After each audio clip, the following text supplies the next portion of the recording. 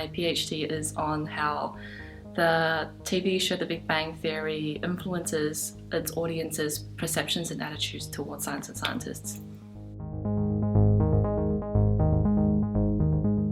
My research problem essentially addresses the Inspire in Australia report. One of the recommendations that they've had was to use TV shows and movies and essentially media to communicate science, to draw in more people and their interest in science.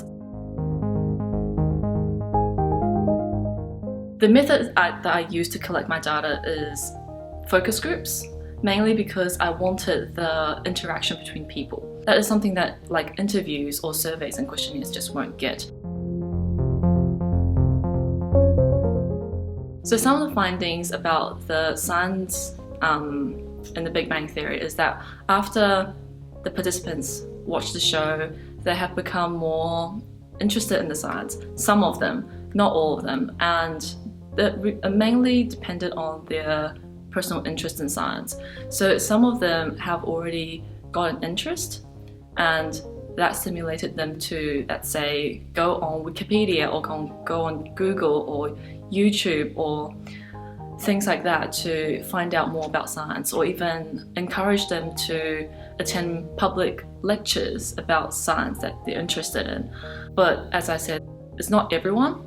And people who are not interested in science, or they are more skeptical about the science presented, they will either just watch a show as an entertainment, or they will be interested in seeing whether this is actual science. In relation to scientists, some of them have said that they have changed their views about what scientists are like, because the show has introduced the idea that, hey, these people actually have their own lives outside of uni, outside of their work, they actually be in relationships, and it opens up this new image of what scientists are like. Other people who work in the sciences say, oh my god, I know this person, they work in my department, or oh my god, they are just like this spitting image of my friend, or something like that. I think everybody has a different opinion to what they see in the scientists in the Big Bang Theory, and it really depends on their background as well.